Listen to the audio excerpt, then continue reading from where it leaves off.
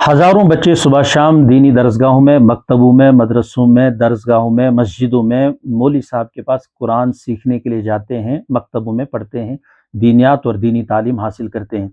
उमूमन ये वो बच्चे हैं जो दिन भर स्कूलों में होते हैं, एकेडमियों में होते हैं, और स्कूल और एकेडमियों का होमवर्क इनको पाबंदी के साथ कराया जाता है। वालिदैन भी इसकी फ़िक्र करते हैं, भाई बहन भी इसकी फ़िक्र करते हैं, और एहतिमाम के साथ बच्चों को तब तक खाना नहीं दिया जाता जब तक इनका स्कूल का होमवर्क पूरा नहीं होता है।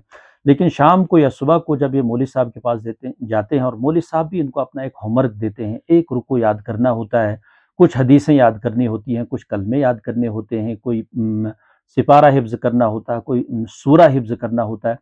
तो उसको जब ये घर लेकर आते हैं, होमवर्क मौलवी साहब का लेकर घर आते हैं, तो घर में कोई भी वालिदैन और इसी तरह से बड़े भाई साहब और बहन कोई भी फ़िक्र नहीं करती है इस होमवर्क को कराने की, न इसको अहमियत दी जाती है और न इसको ज़रूरी समझा जाता है।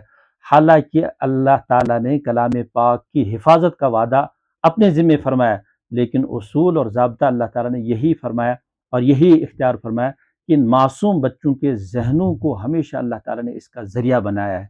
तो ये दीनी तालीम दुनिया में भी नजात की ज़ामिन है, आखिरत में भी नजात की ज़ामिन है। दुनिया में भी इसमें कामयाबी मिलती है और आखिरत में भी कामयाबी मिलना यकीनी है। और जो बच्चे दीन की तालीम पढ़ते हैं, ये दरअसल बक़ाए इस्लाम का ज़रिया बनते हैं।